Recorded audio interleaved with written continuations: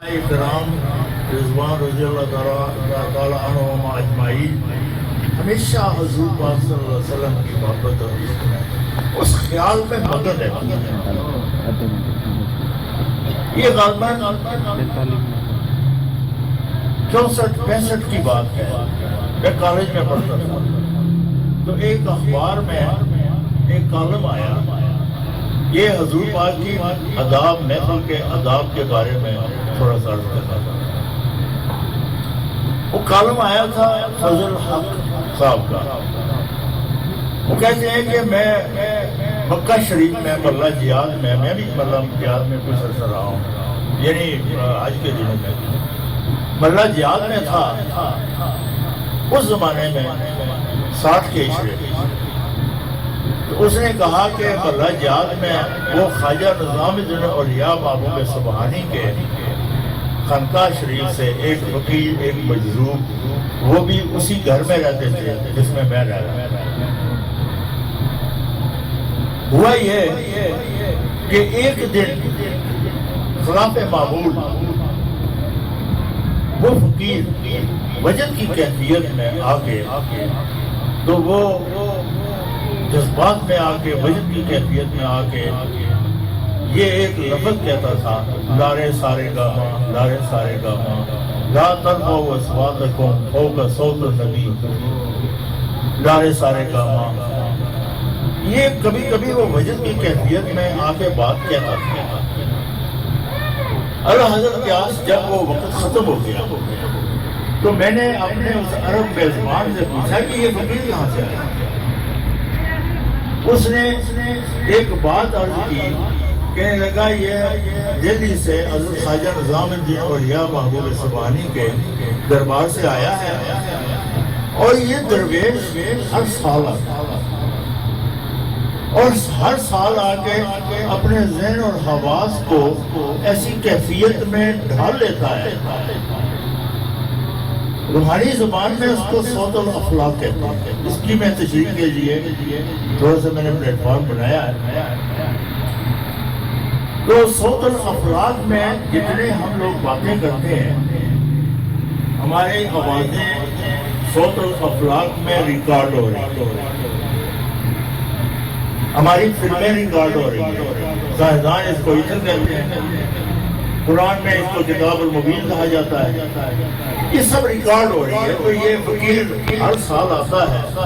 یہ مکہ شریف میں اپنے حال کو اپنے ذہن کو 1400 سال پہلے کے دور میں داخل کرنے کے لیے یہ جذب و استغراق کی ایسی کیفیت میں چلا جاتا ہے جہاں سے صوت الافلاق میں وہ آوازیں یہ سننے کی کوشش کرتا ہے جو رسول اللہ صلی اللہ علیہ وسلم کے دور میں صحابہ کے ساتھ جو باتیں ہوئی، کفار کے ساتھ جو باتیں ہوئی.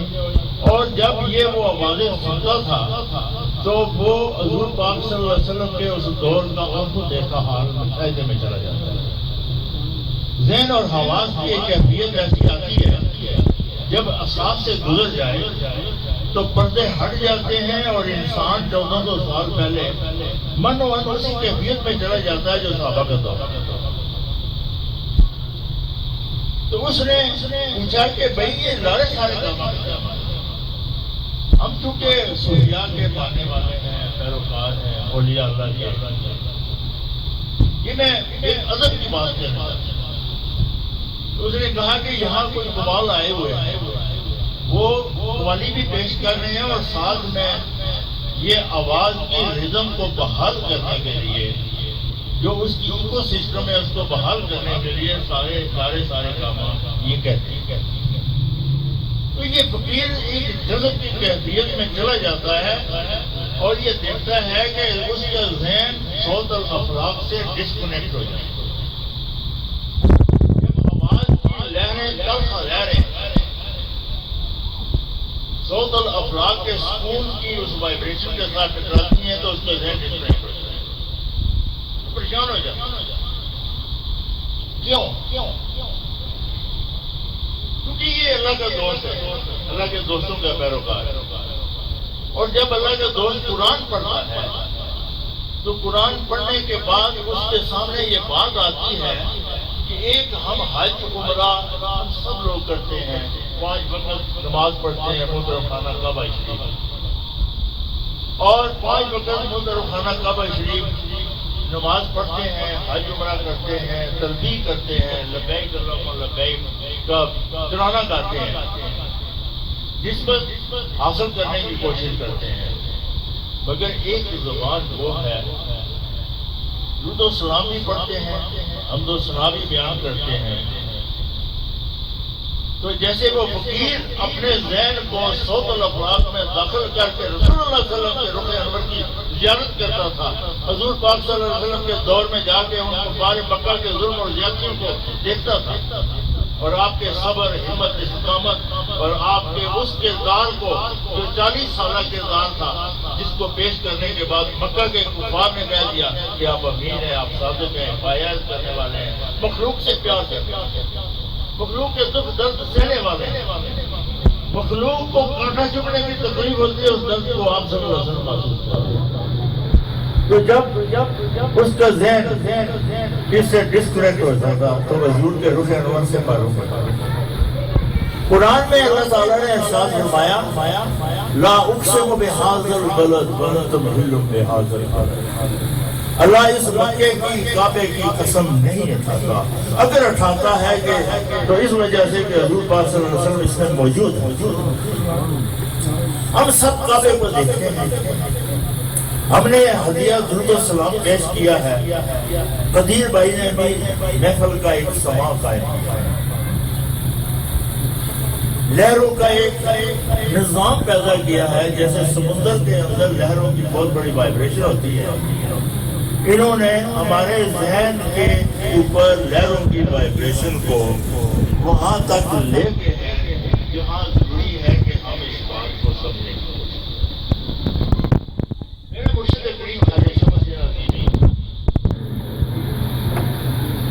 میں پیرو مشرق کے ہر وقت ان کی وہ شخصیت میرے اوپر غالب رہتی ہے، میں اس سے الگ نہیں ہوتا۔ کلندر بابا مجھے مدینہ شریف میں ملے تھے، انہی کا انتخاب ہوتا، بلا شبہ انہوں نے مجھے گنبد خضرا کے سائے کی تلاش کا حکم دیا تھا، مجھے لیکچر دیا تھا، سب کچھ ہوا تھا۔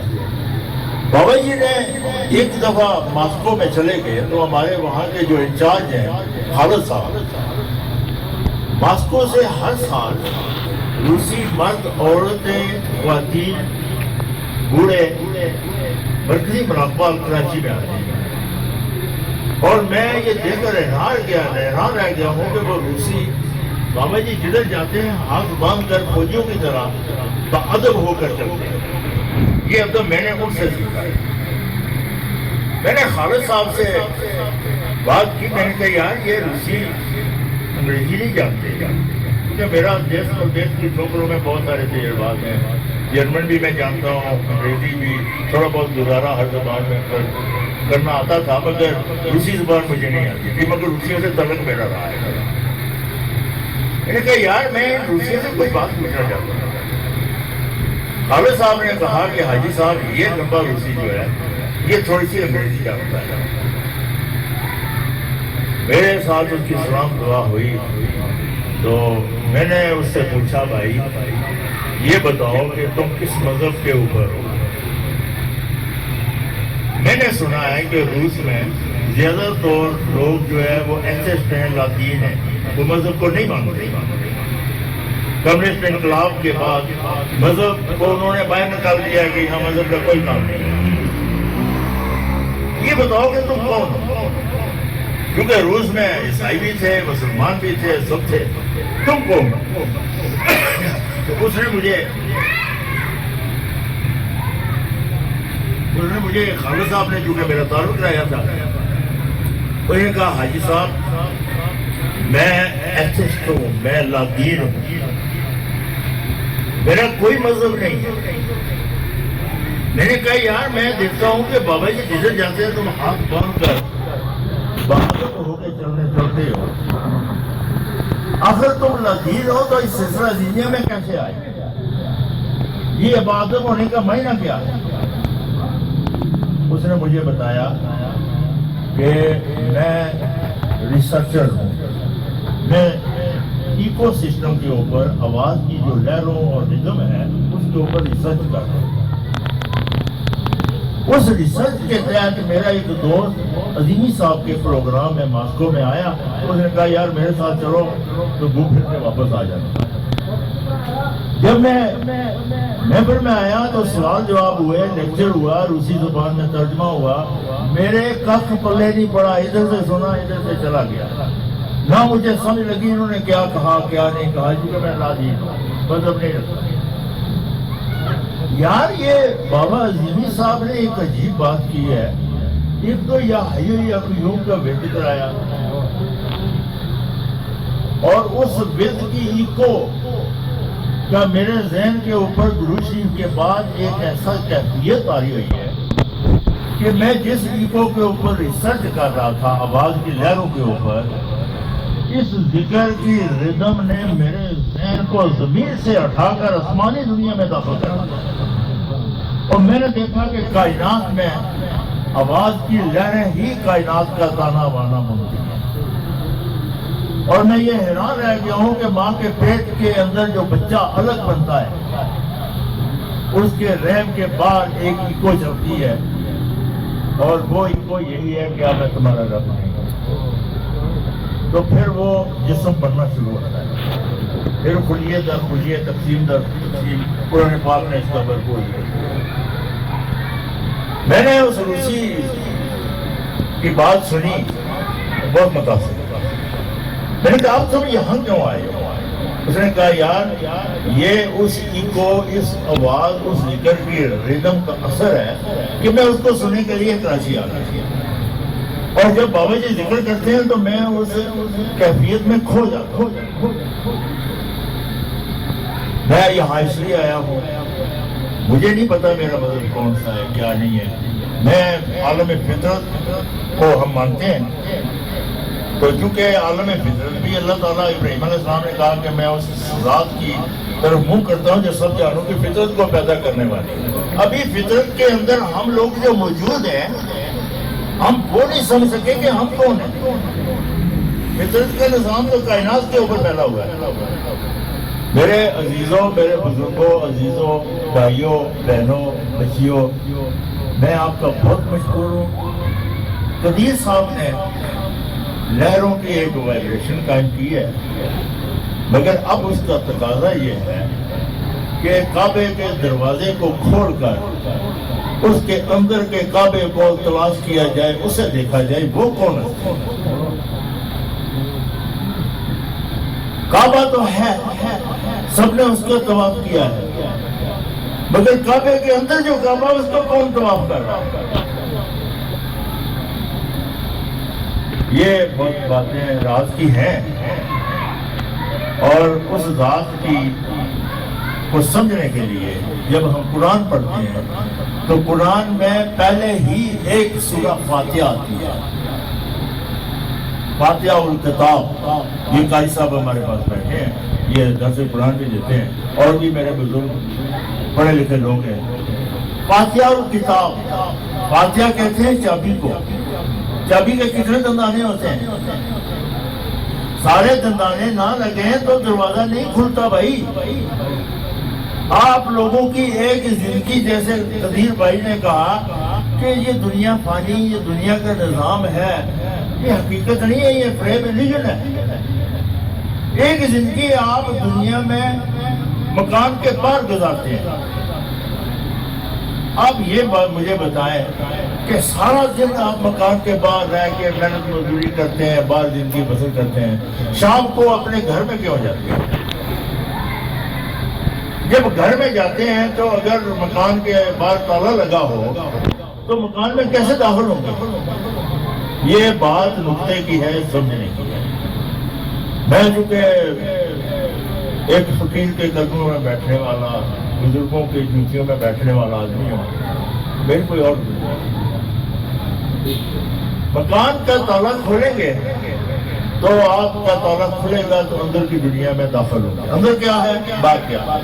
رسول اللہ صلی اللہ علیہ وسلم نے فرمایا کہ باہر کی ساری زندگی ایک قطرہ ہے، اور اندر آپ کے نفس کی دنیا ایک سمندر ہے۔ آپ کے بعد جو زندگی ہے وہ ایک نقطہ ہے، ایک لمحہ ہے، اور اندر کی دنیا جو ہے وہ لامحدود لمحوں کا نظام ہے، وسیع و عریض دنیا ہے۔ باہر میں ہم محدود ایک کیڑے کی طرح چپک رہے ہیں، اور اندر کی دنیا میں ہماری شخصیت محدود نہیں ہے۔ اندر کی دنیا میں جب آپ داخل ہوتے ہیں، نہ وہاں قدیر ہے، نہ وہاں ادریس ہے، نہ وہاں کوئی بھی ہے، کوئی بھی کسی کا کوئی نام نہیں ہے۔ یہ مجھے بتائیں کہ جب آدمی مٹی میں چلا جاتا ہے تو اس کا کیا نام ہوتا ہے؟ اب جب مٹی کا لباس پہن کر کوئی چیز اس زمین پہ آتی ہے تو وہ کسی کو نہیں جانتا۔ میرے عزیز یہاں میرا بیٹا، میرا عزیز، اس کے بچی پیدا ہوئی، ہم باتیں کر رہے تھے تو اس نے کہا یار حاجی صاحب وہ میں حیران ہوں کہ میری بچی مجھے دیکھتی ہے جیسے مجھے پہچانتی نہیں۔ بچہ جب پیدا ہوتا ہے تو فطرت اسلام کے اوپر پیدا ہوتا ہے۔ میرے استاد امام راشد القرشی صاحب جو ملہ جہاد مکرۃ المکرمہ کے رہنے والے تھے، 65 آدمی مسلمان ہوئے، ان میں زیادہ تر امریکن مسلمان تھے، جرمن تھے، کچھ اور لوگ بھی تھے۔ وہ ایک حدیث بیان کر کے ان سے سوال پوچھتے تھے، جس کی وجہ سے میں نے روسی سے سوال کیا۔ رشدی صاحب یہ کہتے تھے کہ بھائی تم مسلمان ہو رہے ہو، کیوں مسلمان ہو رہے ہو؟ وجہ کیا؟ ہمارے لیے تو بڑی خوش قسمتی ہے کہ یہ ہماری طرف آ رہا ہے، چلو کلمہ پڑھا دیں گے، ہم بخشے جائیں گے۔ بھائی پہلی بات یہ ہے کہ کلمہ پڑھ کے مسلمان تو ہو جائے گا، ہم نے کلمہ پڑھنے کے بعد کون سی تبدیلی کی ہے؟ ہمارے اندر کیا تبدیلی آئی ہے؟ حضور کی سیرت کا کیا پہلو ہے؟ ہندو برہمن تو چلے گئے ہیں، باہر سے مسلمان ہے مگر اندر سے ہمارا دل جو ہے وہ کیا ہے؟ بے شمار بتوں کا پجاری ہے۔ نہایت محترم عزیزان محترم، میں نے درود شریف پہلے ان اللہ و ملائکۃہ یصلون کی تلاوت آئی تھی۔ ساری کائنات، اللہ، فرشتے، ایمان والے لوگ، کائنات کا ایک ایک ذرہ رسول اللہ علیہ وسلم کی محبت میں نہ صرف گرفتار ہے بلکہ اس نشے میں رقص کر رہا ہے۔ یہ طواف کعبہ جو آپ کو کرایا جا رہا ہے، یہ طواف کعبہ دراصل نسبت رسول کا رقص ہے، یہ وجدان ہے۔ اور جب رقص کرتے ہیں تو میری حضور اپنے پیر و مرشد سے بات ہوئی تو مجھے حضور نے بتایا کہ جب طواف کے 7 چکر کاٹتے ہیں تو 7 چکروں میں آپ کے ذہن کے اوپر 70,000 تاریخ پردے ہٹ جاتے ہیں۔ یعنی ہم لوگ کہتے ہیں کہ آدم علیہ السلام کا نفس جب اس دنیا میں آیا تو ظلمت میں آ گیا۔ جس زمین میں ہم رہ رہے ہیں اس کو جمادات کہتے ہیں۔ اندھیرا بھی روشنی ہے، 7 سٹیج سے گزر کر اندھیرا جمود اختیار کر جاتا ہے، یا ہر روشنی جام ہو جاتی ہے، آج روشنی اس میں جذب ہو جاتی ہے۔ اس کے اندر کیا ہے، اس کے بعد کیا ہے؟ اب زندگی کہاں سے پیدا ہوتی ہے؟ زندگی مٹی کے اندر سے پیدا ہوتی ہے، باہر سے پیدا نہیں ہوتی۔ مٹی کے اندر سے زندگی کیسے پیدا ہوتی ہے؟ ہر درخت کا وجود قائم رکھنے کے لیے اس کی ایک شخصیت مٹی کے اندر چھپی ہوئی ہے۔ مخلوق کا ہر جو اس کی روح ہے مٹی کے اندر چھپی ہوئی ہے، اگر وہ نہ ہو تو انسان باہر کچھ بھی نہیں ہے۔ یہ مٹی ایک پانی کا بلبلا ہے، ہوا نکل جائے تو مٹی کیا ہے؟ مٹی بلبلے کی طرح ختم ہو جائے گا، مٹی میں مل جائے گا، اس کا نام و نشان باقی نہیں ہے، بھول جائیں گے آپ۔ 20 سال میں ویسے بھی بھول جاتا ہے، بڑے اچھے لوگوں کو بھی بھول جاتا ہے۔ یہ مٹی کی دنیا، مٹی کے ہم بلبلے ہیں۔ مٹی کے اندر کیا ہے؟ اللہ نے مٹی کو اپنی ذات و صفات کا میڈیا بنایا ہے۔ انی جاعل فی الارض خلیفہ، میں زمین پہ اپنا ایک خلیفہ بنانا چاہتا ہوں۔ پہلے اللہ تعالیٰ کا میڈیا مٹی ہے، زمین ہے، اور پھر زمین کے اوپر اس کا خلیفہ آدم ہے، اور آدم جب صرف مٹی تھا، جمود کی لہریں تھی، جب وہ علم نہیں رکھتا تھا، وہ جانتا نہیں تھا، اس کے اندر نور محبت کی لہریں نہیں آئی تھی، تو وہ مٹی کیا تھا؟ وہ ناقابل تذکرہ شے۔ سورہ دہر میں ہے کہ انسان کے اوپر ایک ایسا وقت آیا جب وہ ناقابل تذکرہ شے تھا۔ وہ تذکرہ شے اس وقت بنا جب اس کے اندر روح آئی، وہ دیکھنے والا اور سننے والا بنا۔ میرے عزیزان محترم، ناقابل تذکرہ شے کہ انسان کو ہم کیا سمجھتے ہیں، کیا کہتے ہیں۔ دنیا میں ہمارے دل میں ایک دنیا آباد ہے، مگر دنیا میں تنہا ہے۔ جب آپ دل میں دنیا کو بٹھا لیں گے تو آپ کا ذہن حواس دنیا کی گرفت میں آ جائے گا، اور دنیا کی گرفت کے اندر آپ چھپی ہوئی۔ تو جب مٹی کے اندر جتنا جتنا آپ کا ذہن انوالو ہوتا جائے گا، مٹی آپ کو دبوچ لے گی۔ مٹی فریاد کرتی ہے، او میرے بھائی، او میرے نادان دوست، او میرے بیٹے، زمین کے اوپر ہر وجود رکھنے والا، ہر وجود کے اندر روح ہے، وہ میرے اندر چھپی ہوئی ہے۔ تم اپنے آپ کو باہر مجھ سے الگ کیسے کر رہے ہو؟ ماں سے جب الگ ہو جائے تو کیا ماں کا خون اسے ملتا ہے اس بچے کو؟ غیب و شہود کا نظام، بابا جی ہمارے تقریر میں غیب و شہود کا نظام ماں کے پیٹ سے ہی شروع ہو جاتا ہے۔ آدمی غیب میں چلا جاتا ہے، غیب میں آتا ہے، پھر غیب میں چلا جاتا ہے، کہاں سے آتا ہے کہاں چلا جاتا ہے، سب گم ہو رہا ہے۔ یہ کس کا نام آپ یہ دنیا کہہ رہے ہیں، کس کا نام انسان کہہ رہے ہیں؟ کون ہے یہ انسان جس کا نام آدم ہے؟ آدم کو جب فرشتوں نے دیکھا تو کہا کہ یہ زمین میں فتنہ و فساد اور قتل و غرق ہے، اور وہ ہو رہا ہے۔ فرشتے دیکھ رہے ہیں۔ جب اللہ تعالیٰ نے آدم کے اندر اپنی صفات کا علم، اپنا وہ علم دیا، تو اس کے لیے قرآن نے کہہ دیا کہ وَنَفَخْتُ فِيهِ مِن رُوحِي، ہم نے اپنی روح میں سے ایک کرن آدم کے اندر ڈال دی، ایک کرن آدم کے اندر ڈال دی۔ وہ کرن آدم کے اندر ڈالی، آدم خلیفۃ اللہ بن گئے، اور فرشتوں نے انہیں سجدہ کر دیا۔ لمبی کہانی نے بیان کر دیا۔ جب وہ آدم، ان کے اندر وہ نور، تجلیات اور اللہ کی صفات آ گئی، وہ نور علی نور ہو گئے اس محبت کے نور سے، تو وہ جنت میں چلے گئے۔ جنت میں، یہ بات آپ کو اس کی طرف توجہ کرنا چاہتا ہوں، جنت میں جانے کے بعد اللہ تعالیٰ نے کہہ دیا کہ کلوا واشربوا حیث شئتما رغدا، اے آدم تم اور تیری بیوی یہاں رہو، اور جہاں تمہارا جی چاہے کھاؤ پیو، جس چیز کو تم ارادہ کرو گے وہ تمہارے سامنے ہوگا۔ یہاں ٹائم اینڈ اسپیس تمہیں گاڑی میں نہیں جانا پڑے گا، تمہیں بس کا کرایہ نہیں دینا پڑے گا، نہ جہاز پہ جانا پڑے گا، جس چیز کا ارادہ کرو گے وہ تمہارے سامنے ہوگا۔ جنت اسی کا نام۔ مگر ایک خیال رکھنا کہ یہ جمود کا جو درخت ہے اس کے قریب مت جاؤ، لا تقربوا هذه الشجرة فتكونوا من الظالمین، اس درخت کے قریب مت جانا ورنہ تم ظلمت میں، تاریکیوں میں پڑ جاؤ گے، اندھیرے میں چلے جاؤ گے، تمہارے اوپر اندھیرا غالب آ جائے گا۔ اندھیرا جب غالب آ جائے گا تو یہ لباس تمہارے اوپر سے ختم ہو جائے گا۔ لباس جب آدم علیہ السلام چلے گئے، وہ بھی واقعہ چھوڑے، میں اس کو نہیں بحث کرنا چاہتا، وہ ان کے اوپر نور کا لباس ختم ہو گیا۔ نور کا لباس انہوں نے اپنی شنکوں کو ڈھانپنا شروع کیا وہاں جنت کے پتوں سے۔ ہوا یہ کہ جب آدم کے اوپر لباس اتر گیا تو آدم اب جنت کے قابل نہیں رہا۔ جنت ہمارا وطن ہے، آدم اور آدم کی اولاد جنت میں تھی، ہماری وہ ہمارا وطن ہے، ہمارا گھر ہے۔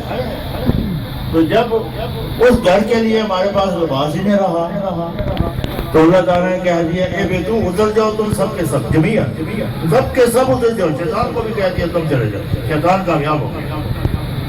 وہ آدم کو اندھیرے میں ڈالنا چاہتا تھا، وہ آگ اور دھوئیں سے پیدا ہوا ہے، تو عالم ظلمات یوں ہی آدم علیہ السلام کا نفس اس دنیا میں داخل ہوا. ربنا ظلمنا انفسنا وان لم تغفر لنا، میرا نفس ظلمت اور تاریکی میں مغلوب ہو گیا، اندھیرا چھا گیا. یار یہ مجھے بتاؤ، ایک بات بتاؤ، اندھیرے میں آپ کیا دیکھتے ہیں؟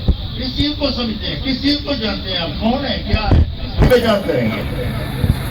اندھیرے میں کسی چیز کی کوئی پہچان نہیں ہے. اب ہم جس دنیا میں رہ رہے ہیں پہچان تو کر رہے ہیں. ہم پہچانتے ہیں یہ فلاں ہے، یہ فلاں ہے، یہ ہے، وہ ہے. یار جو نابینے، جن کی نظریں نہیں ہیں، آنکھیں نہیں ہیں، نابینے ہیں، گنگے بہرے ہیں، ہینڈی کیپ ہیں. ہمارے یہاں میرپور میں عقاب اسکول ہے. اب آج وہ ہماری پروفیسر مس بشارت الزمان نہیں آ سکی، وہ عقاب کی بڑی مہرت بھی ہیں. وہ بارش کی وجہ سے پروگرام ان کا کینسل کرنا پڑا. تو نابینے جتنے بھی ہیں وہ کرکٹ بھی کرتے ہیں، کتابیں بھی پڑھتے ہیں، قاری صاحب سے بہترین وہ تلاوت کرتے ہیں، نابینے ہو گئے. اور وہ بریل میں کتاب کے اوپر ہاتھ رکھ کر وہ آیتیں پڑھ کر کے پڑھتے ہیں. وہ کرکٹ بھی کھیلتے ہیں، کمپیوٹر بھی چلاتے ہیں، ٹائپنگ مشین بھی چلاتے ہیں، نابینے. اب میں آپ سے سوال یہ کرتا ہوں کہ ہم آنکھوں والے نہیں دیکھ سکتے، وہ ان کی آنکھیں نہیں ہیں، وہ کس چیز کو دیکھ کر بھی زندگی بسر کر رہے ہیں؟ جن کی آنکھیں نہیں ہیں وہ زندگی کیسے بسر کر رہے ہیں؟ وہ میں نے پروفیسر طارق عوان صاحب ہیں، جنرل سیکرٹری تھے عقاب کے، تو ایک دن میں پاس بیٹھا ہوا ہے. کہنے کہا حاجی صاحب میں تو بڑی تیز گاڑی چلاتا ہوں. میں نے کہا یار تمہاری تو آنکھیں نہیں ہیں. کہنا بچپن سے میری آنکھیں نہیں ہیں، مگر میں اپنی دنیا میں بہت بڑا ڈرائیور ہوں. یار تم مانو یا نہ مانو، میں نے اسے دیکھا جناب کرسی اٹھا کے کمپیوٹر کے اوپر بیٹھے، ایسے اس نے چلایا کمپیوٹر، میں حیران رہ گیا. مجھے ابھی تک موبائل چلانا نہیں آتا.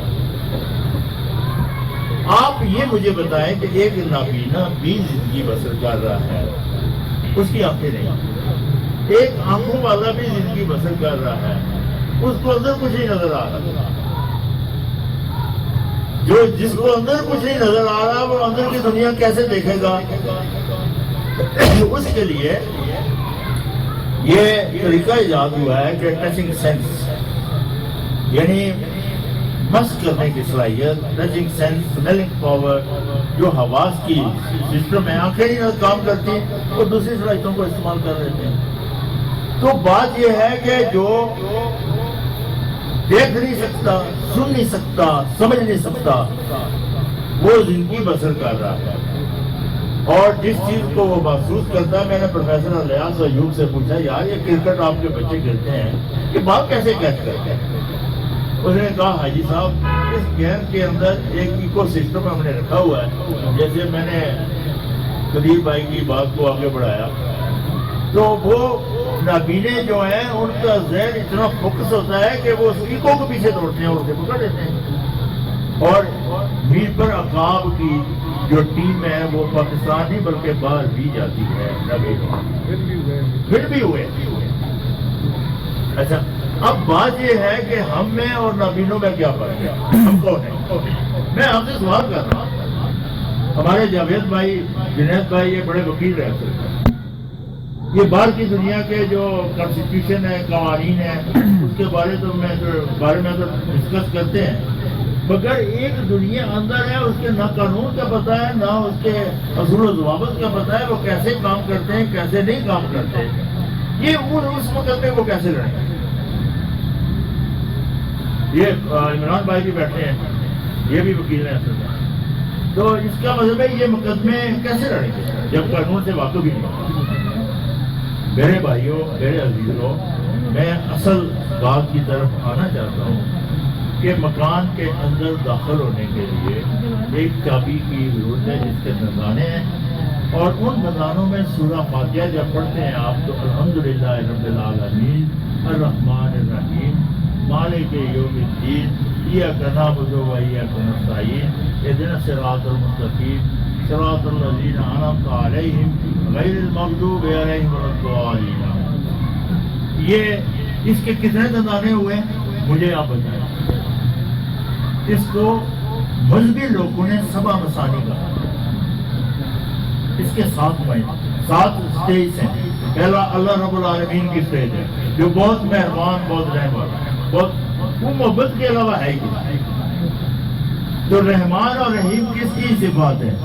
یہ اللہ کے محبوب کی صفات. رحمان دیتا ہے محبت اور محبوب اس کی تقسیم کرتا ہے. رحیم تقسیم کرنے والے کو کہتے ہیں. اللہ مجھے انا قاسم، حضور پاک کی حدیث ہے کہ اللہ مجھے دیتا ہے، میں تقسیم کرتا ہوں. اور اس تقسیم کا نام، اس کا کام یہ ہے کہ آپ صلی اللہ علیہ وسلم وما ارسلناک الا رحمۃ للعالمین، آپ کائنات کے لیے باعث رحمت ہیں. ہم نے ہماری بہن کی روحانی بنت رسول، ان کا نام یہ دربار رسالت میں حاضری ہوتی تھی. میں نے ایک دن سیدہ باجی سے پوچھا کہ رسول اللہ علیہ وسلم سے جب ہم تکلیف میں ہوتے ہیں تو حضور کو کیسے کرتے ہیں؟ کہنے یہی بات میں نے رسول اللہ علیہ وسلم سے پوچھی تو حضور نے میرے جسم کا ایک بال نوچ لیا. تو حضور پاک نے فرمایا بیٹی کیا بات ہے، تم کیوں پریشان ہو؟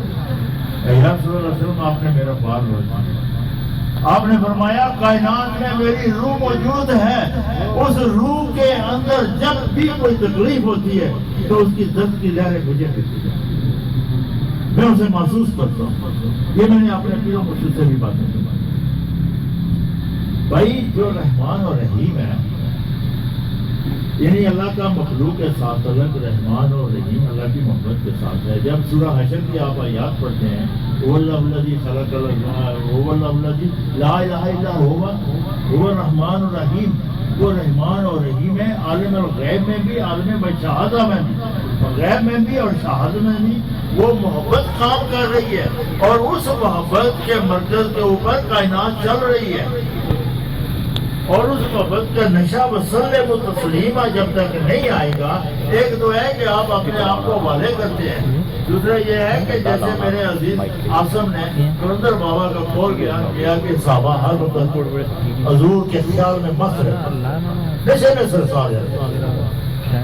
میں ایک بات عرض کرنے کے بعد قاری صاحب سے معذرت اور باقی اپنے عزیزوں سے معذرت کے ساتھ کہتا ہوں. رسول اللہ صلی اللہ علیہ وسلم نے اپنا جبہ مبارک حضرت خواجہ ویس کرنی رضی اللہ تعالیٰ عنہ کو بھیجا. عمر بن خطاب رضی اللہ تعالیٰ عنہ اور علی مرتضیٰ شیر خدا رضی اللہ تعالیٰ عنہ، ایک مراد رسول، ایک وہ ہستی جنہوں نے حضور کی آغوش میں پرورش پائی اور حضور کی محبت اور شفقت ان کے اوپر اتنی غالب تھی کہ وہ باب العلم ہے. وہ حضور کے ان کے صحابگان بھی حضور کے اس سیرت اور طرز فکر کے آئینے حسن اور حسین.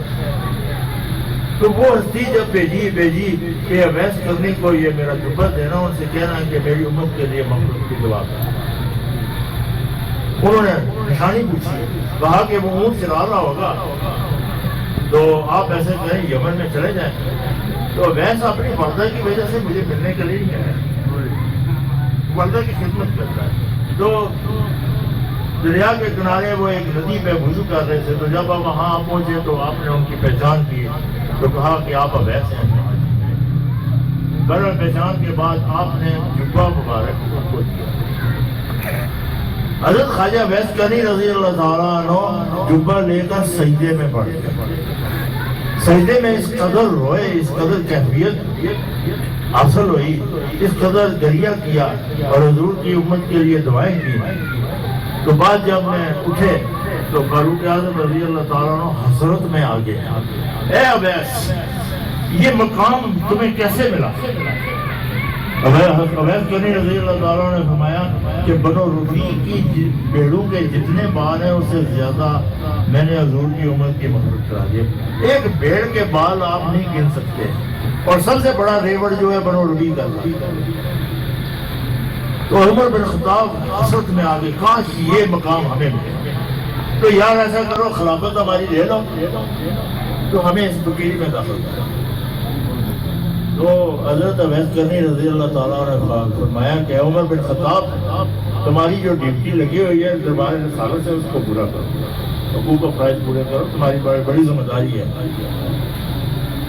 تو بات یہ ہے کہ وہاں ایک سوال جواب ہوا.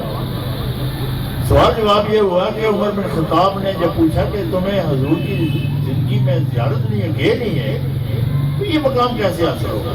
انہوں نے کہا میں اطاعت رسول اور اتباع رسول کا آئینہ ہوں. بھائی اطاعت رسول یہ ہے کہ رسول اللہ علیہ وسلم کا ایک دانت مبارک شہید ہوا جنگ احد میں، یہ دیکھو میں نے 32 سارے نکال دیے، یہ میرے ہاتھ میں پڑے. تم نے اطاعت رسول تو نہیں کی، حالانکہ حضور کی مجلس میں تم بیٹھنے والے تھے. اطاعت رسول اور اتباع رسول ایک چابی ہے جس کے دندانے ہیں، ٹھیک ہے جی. اور جب اس دندانے کی چابی لگائیں گے تو جس وطن کو آپ چھوڑ کر چلے گئے وہ نور آپ کو حاصل ہو جائے گا، وہ لباس دوبارہ پھر مل جائے گا کہ آپ مقام علیین میں چلے جائیں گے جہاں سے آپ آئے ہیں. میرے عزیزان محترم، عمر بن خطاب رضی اللہ تعالیٰ عنہ کو حضرت ویس کرنی رضی اللہ تعالیٰ نے ایک سوال کیا کہ آپ حضور کے مجلس میں ہر وقت بیٹھنے والے صحبت پائے. صحابہ کہتے ہیں صحبت یافتہ. تو انہوں نے کہا جی بالکل. دونوں ہستیاں ایک سے ایک بلند. تو پوچھا کہ حضور کی ریش مبارک میں کتنے سفید بال تھے، داڑھی مبارک میں کتنے سفید بال؟ فرمایا یہ تو نہیں معلوم. فرمایا کہ آپ کے بہو مبارک میں کتنا فرق تھا؟ جی یہ بھی نہیں معلوم. تو پھر حضور کے مجلس میں آپ کیسے بیٹھتے تھے؟ میرے عزیزان محترم، میں چنیوٹ میں گیا تو وہاں ایک محفل لگی، نہ وہ حضرات نعتیں پڑھ کے تو بات کے مجھے بڑی تکلیف ہوئی. تو وہاں یہ بات میں نے بیان کی ہے کہ یار حضور کی محفل کے آداب یہ ہیں، اتنی محفل سے جاؤ کہ جتنا اگلے برداشت کر سکے. دوسرا، حضور کی مجلس میں اپنی آواز کو بلند نہ کرو، یہ آداب ہے بہت. جہاں ہمارا عقیدہ ہے کہ جہاں حضور کا ذکر ہوتا ہے وہاں حضور پاک صلی اللہ علیہ وسلم کی توجہ ہوتی ہے، آپ کا نور باطن محیط ہو جاتا ہے. تو وہاں جب وہ پوچھا تو آپ نے فرمایا کہ جناب ہم تو حضور کی مجلس میں بیٹھتے تھے، کبھی ہمت نہیں پڑی کہ ہم آنکھ اٹھا کر حضور کے رخ انور کی زیارت کریں. اور یار وہ ہم کیسے حضور کے اطاعت اور رسول اور اتباع رسول کا دیں؟ اطاعت رسول اور اتباع رسول کا معنی یہ ہے کہ جب رحمان اور رحیم کو آپ سمجھ لیں گے حضور پاک صلی اللہ علیہ وسلم کی ڈیوٹی کیا ہے، تو سب سے پہلا کام یہ ہے کہ حضور پاک اللہ سے محبت لیتے ہیں، کائنات میں تقسیم کرتے ہیں. جو حضور کا پیروکار ہے، جن کو ہم اولیاء اللہ کہتے ہیں، فقیر کہتے ہیں، وہ دراصل میں نے دیکھا ہے اپنے پیر و مرشد کو 24 گھنٹے مسلسل کو مخلوق کی خدمت میں لگے رہتے ہیں. کئی دفعہ ہم تھک گئے ہیں، بلکہ کئی